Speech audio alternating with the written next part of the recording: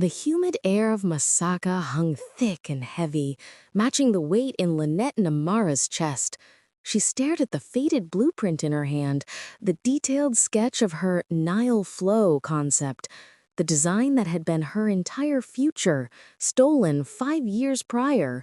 The betrayal had been a swift, brutal strike delivered by two people, Samuel, her fiancé, and Patricia, her confidant. How could you? Lynette remembered screaming into the empty room after reading the cryptic final note. Samuel, the aspiring architect, had used her brilliant original portfolio piece to secure his spot at the prestigious Kampala firm, leaving her with crushing financial liabilities. "It's a dog-eat-dog world, my love," he had written, a phrase that still burned. She gathered the few sketches that remained, proof of her genius, not her folly. "Heartbreak is the ultimate forge," she muttered, a new, harder Lynette emerging from the ashes of the old. She secured her last shilling for a ticket to Kampala. The city lights promised anonymity and opportunity, two things Masaka could no longer offer. As the bus jolted to a start, Lynette didn't look back. Her path forward was paved with unforgiving ambition. "You thought you broke me," she whispered to the passing fields. "You only created a weapon." Lynette had traded the red dust of Masaka for the concrete and bustle of Kampala. Years of tireless work, designing small boutiques, creating bespoke furniture, and networking relentlessly had finally paid off. She was now known for her distinctive, culturally inspired luxury interiors. Today was the culmination of that struggle. Her sleek leather chair felt impossibly soft as she listened to Mr. Solly, the real estate magnate, detail his flagship project, a multi-million-shilling estate for a foreign diplomat. "The brief is complex, Lynette," he said, tapping a polished silver pen. "We need bold, Ugandan luxury. No one else has your eye." Lynette's heart hammered. This was it, the leverage she needed to launch her name into the stratosphere. "I assure you, Mr. Solly," she replied, her voice steady and professional, "my design will be unforgettable. It will speak of heritage and power." Later that evening, celebrating quietly with Alex, a kind, pragmatic civil engineer she had recently started dating, she felt a flicker of hope that had nothing to do with her career. He noticed her intensity. "You look like you're going to war, Lynette," Alex commented gently, stirring his soda. She offered a tight smile. "Just a battle, Alex. A very important one." She knew the fight wasn't just for the contract. It was for her identity. The first project meeting was held in a glass-walled conference room overlooking the dizzying city of Kampala. Lynette walked in, her portfolio clutched tightly, radiating confidence in her tailored suit. Then she saw him. Standing by the window, reviewing the site plans with Mr. Sasali, was a face she knew better than her own, older now, etched with professional success. Samuel. Her breath caught, her composure shattering for a sickening second. Architectural lead. The title swam before her eyes. Samuel turned, his expression initially formal, but then a flicker of stunned recognition, and something akin to guilt crossed his face. "Lynette," he managed, his voice a low, rough sound from the past. "This is unexpected." Mr. Sasali, oblivious to the history that had just exploded between them, introduced them with flourish. "Lynette Namara, our designer, and Samuel Cafaro, the lead architect, a dream team." Lynette forced her hand forward, her grip deliberately cool. "Architect Cafaro," she corrected, refusing to acknowledge the intimacy of his past use of her first name. "A pleasure to collaborate." The tension in the room was a palpable third person. Samuel leaned in slightly, his eyes pleading. "We need to talk," he murmured, barely audible above the city noise. Lynette's stare was ice. "We are talking, Samuel, about the framework for this house. Nothing more." Her revenge felt suddenly, deliciously close.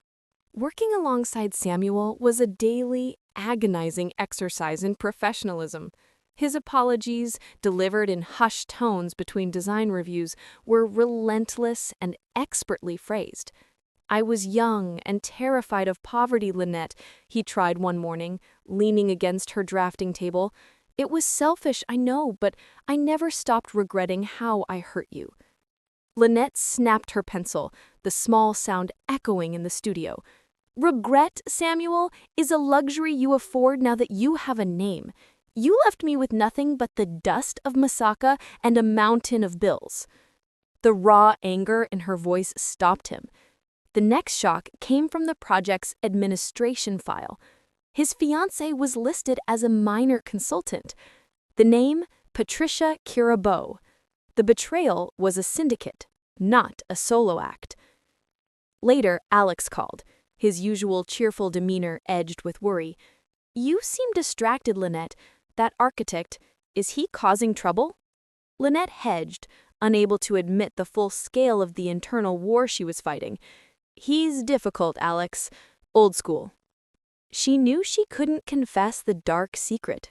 She was actively scrutinizing every detail of Samuel's past architectural projects, looking for the fatal, ethical flaw she knew must exist, the perfect weapon for her ambition and revenge. The project required specialized mahogany from a Masaka artisan collective, a perfect excuse for Lynette to return. The drive was a slow, painful trip down memory lane. She tracked down her Aunt Rhoda, the woman who had sheltered her during the worst of the financial collapse. Aunt Rhoda was sweeping her veranda when Lynette arrived, her eyes widening in surprise. "Lynette, my child, you look successful." The word was heavy with unsaid history. Lynette sat with her, sharing a cup of bitter, strong coffee, but avoiding any mention of Samuel or the Kampala project. "How did you manage to rise so high, my dear?" Aunt Rhoda finally asked, her gaze steady. Lynette confessed her current struggle, the impossible pressure of working with her betrayer. "I feel this need to make him pay for everything," Lynette admitted, the words tasting like metal. Aunt Rhoda sighed, resting a wrinkled hand on Lynette's arm. "Revenge is a heavy tool, my girl. Be careful it doesn't leave you as scarred as the original wound. Your power isn't in destroying him. It's in what you've built since he left." The simplicity of the wisdom was chilling. As she drove back to Kampala, the words echoed, a counterpoint to the vengeful plans simmering in her mind. Back in Kampala, Lynette's focus was split between designing and digging. She found it, an ethical violation from Samuel's first major project, a shortcut he'd taken that had been quietly buried but still had legal implications. It was the perfect lever. That evening, Alex found her staring blankly at her detailed revenge plan, a schematic of betrayal overlaid on a floor plan. "You know, I don't know much about your past, Lynette," Alex said quietly, sitting beside her. "I know only that you're extraordinary and that something is eating away at you." The trust in his eyes was almost unbearable. Lynette felt the weight of her secret, the financial ruin, the humiliation, the sheer spite of Samuel and Patricia. "They didn't just break my heart, Alex," she whispered, the floodgates opening slightly. "They tried to steal my future. They left me destitute, and now they are standing right in the path of the most important moment of my career."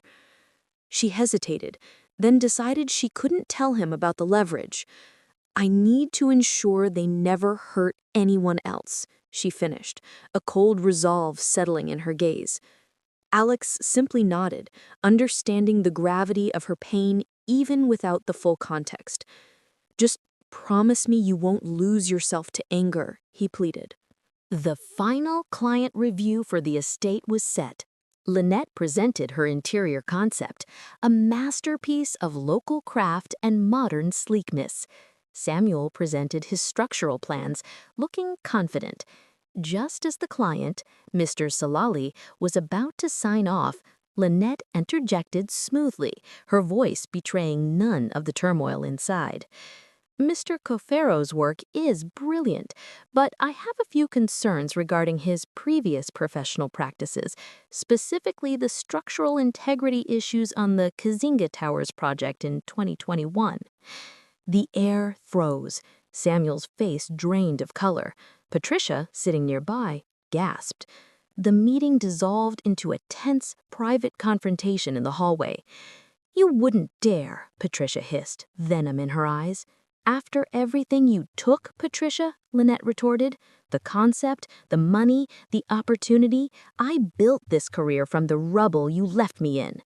Samuel stepped between them, his posture defeated. "It was an oversight, Lynette, an act of desperation. I know I deserve your revenge, but don't sink your integrity by dragging yourself down to our level." Lynette held the damning file, her finger poised over the text that would ruin him. She had the power. The choice now was a heavy, unexpected burden. Lynette looked at the exposed, desperate faces of Samuel and Patricia. Ruin was hers to command, but Aunt Rhoda's words resonated. Your power isn't in destroying him. The thought of destroying the beautiful project they had collaborated on, the magnificent design that was her crowning achievement, felt suddenly repulsive. She lowered the file. "I won't use this," Lynette stated, her voice calm and firm. "I don't need to. The difference between us is that I built my success on talent, and you built yours on betrayal." She turned to Samuel. "I will not forgive you, for your sake, but for mine. I need to close that Masaka chapter." The shock on their faces was confirmation of her ultimate silent victory. Lynette walked back into the conference room and spoke to Mr. Solly, refocusing the conversation entirely on the future success of the project.